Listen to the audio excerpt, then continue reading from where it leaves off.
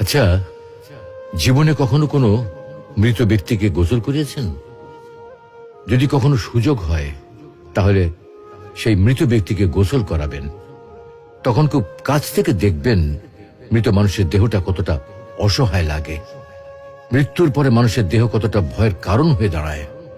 সুযোগ পেলে রাতে লাশটা পাহারা দেবেন, তখন বুঝতে পারবেন প্রিয় মানুষটার লাশ রাতের বেলায় আপনার কাছে কতটা অদ্ভুত লাগে, কতটা ভয়ের কারণ হয়ে ওঠে, কতটা আতঙ্কের কারণ হয়ে যায়। সুযোগ পেলে মৃত ব্যক্তির শরীরে একটু হাত লাগিয়ে কিছুক্ষণ তার স্পর্শ নেবেন। আপনি তখন উপলব্ধির সুযোগ পাবেন এই পৃথিবীতে বিশাল প্রভাব প্রতিপত্তি মৃত্যুর পরে কতটা নির্যাতনের রূপ নেয়।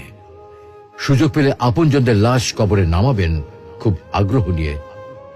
শেষবারের মতো মৃতদেহের মুখটি একবার দেখার চেষ্টা করবেন এবং বারবার উপলব্ধি করার চেষ্টা করবেন এই মৃতদের সাথে অনন্তকালের যাত্রার পথে এটাই আপনার জীবনের শেষ দেখা। সুযোগ পেলে মাঝে মধ্যে কবরস্থানে গিয়ে নীরবে কিছুক্ষণ দাঁড়াবেন। এরপর মনে মনে চিন্তা করবেন জীবনের লাভ ক্ষতির হিসাব। এই মৃত মানুষগুলো এই পৃথিবীতে কি করে গেছেন, কাদের রেখে গেছেন। যাদের রেখে গেছেন তারা কি কখনো এই মৃত মানুষগুলোকে স্মরণ করার জন্য কবরস্থানের আশেপাশে একটি বারের জন্য দেখতে আসে? আমাদের জীবনটা বড় অদ্ভুত, বৈচিত্র্যময়।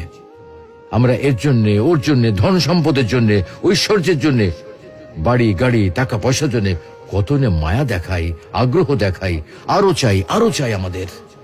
অথচ এই জীবনে আমরা মৃত্যুর কথা না ভেবে, পরকালের জবাবদিহির কথা না ভেবে কিভাবে আরো সম্পদ অর্জন করতে পারি সেই চিন্তায় বিভোর থাকি। হায় রে জীবন, এখনো সময় আছে, ফিরে আসুন মহান রবের দিকে।